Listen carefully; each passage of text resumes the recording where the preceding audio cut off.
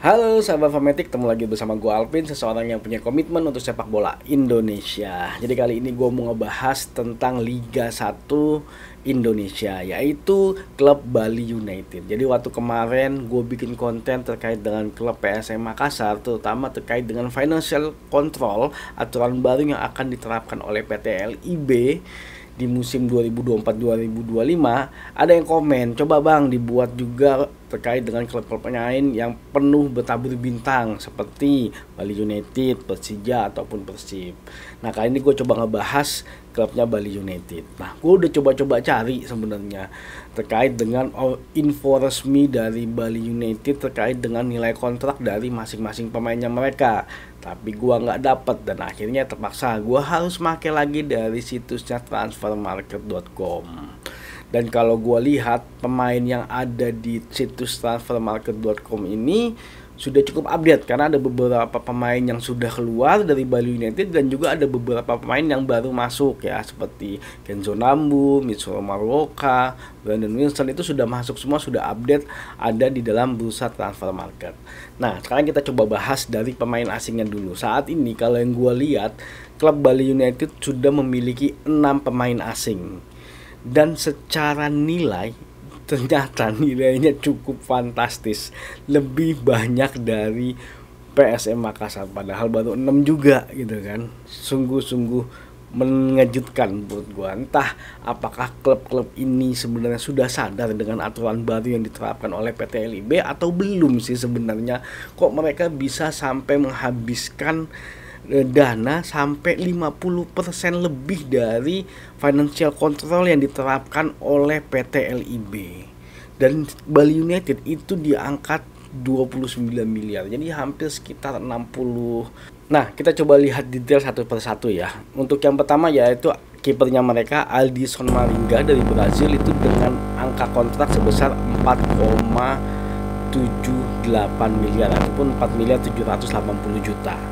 Elias Dola, backnya mereka, yaitu dengan angka 6 miliar 80 juta rupiah. Nah yang pemain baru yang masuk yaitu Brandon Wilson dari Australia, angkanya di angka 3 miliar 480 juta rupiah. Mitsuru Maruoka Jepang yang baru ditransfer dari Rans, yaitu di angka 5 miliar 210 juta rupiah. Kenzo Nambu dari Jepang yang baru ditransfer dari PSM sebesar 4 miliar 780 juta. Sedangkan Privat Braga, pemain existing mereka, yaitu di angka 5 miliar 650 juta. Dan ini total sebanyak 29 miliar 980 juta. Jadi angkanya cukup fantastis, ternyata lebih fantastis dari PSM Makassar.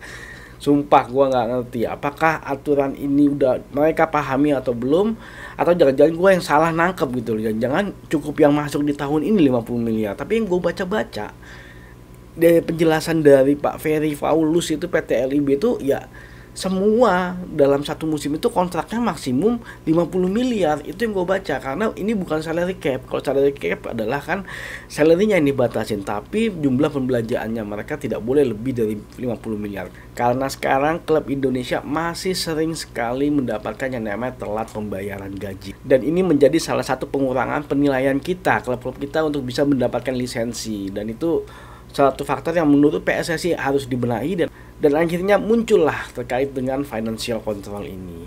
Oke, berarti sisanya itu sisa 20 miliar 20 juta. Nah gue coba lihat lagi nih pemain-pemain existingnya Bali United, pemain lokalnya Bali United yang sampai saat ini masih ada di websitenya Transfer Market. Gue nggak tahu perubahan apa yang akan terjadi, bagaimana strategi dari manajemen, tapi ini yang gue lihat, yang gue ambil adalah yang nilai kontraknya lebih dari 1 miliar. Ada Vito Rustapa, ini baru masuk dari Persib, angkanya di angka 2 miliar 610 juta. Terus ada Kadek Arel di angka 3 miliar 40 juta. Bagas Adi baru masuk juga dari Arema, yaitu sebanyak 2 miliar 610 juta. Komang Tri sebanyak 2 miliar 170 juta, ini baru balik dari peminjaman. Ricky Fajrin 4 miliar 780 juta.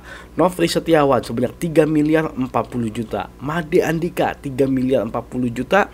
Lutfi Kamal 2 miliar 610 juta. Made Tito sebanyak 1 miliar 300 juta. Tegar Infanteri sebanyak 1 miliar 300 juta. Terus Sidik Saimima sebanyak 2 miliar 610 juta. Kadek Agung 3 miliar. 40 juta, Yabes Roni 2 miliar 170 juta, Irfan Jaya sebanyak 3 miliar 40 juta, Spasojevic sebanyak 3 miliar 40 juta, dan Taufik Hidayat sebanyak 1 miliar 300 juta. Ini gua total lokalnya itu udah sampai 41 miliar 700 juta. Jadi kalau gua total semua, ternyata angka minusnya dari Bali United yaitu sebanyak 21 miliar 680 juta.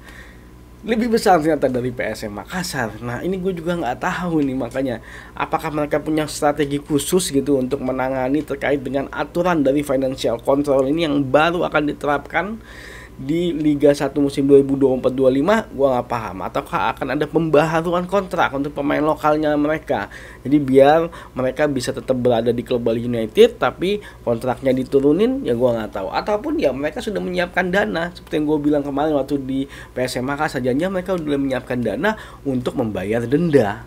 Ya itu adalah bagian dari strategi mereka untuk tetap bisa mengikuti Liga 1 2024-25. Jadi ya gue juga bingung nih sebenarnya. Gue pernah penasaran lagi, cuman waktu gue belum sempet untuk buat meriset data terkait dengan Persib dan juga Persija. Ya gue pengen lihat juga sebenarnya seberapa besar sebenarnya aturan dari financial control ini berpengaruh terhadap Liga 1. Tapi kalau menurut gue ini bagus, karena ini bisa membuat kekuatan klub dari masing-masing klub yang ada di Liga 1 itu merata.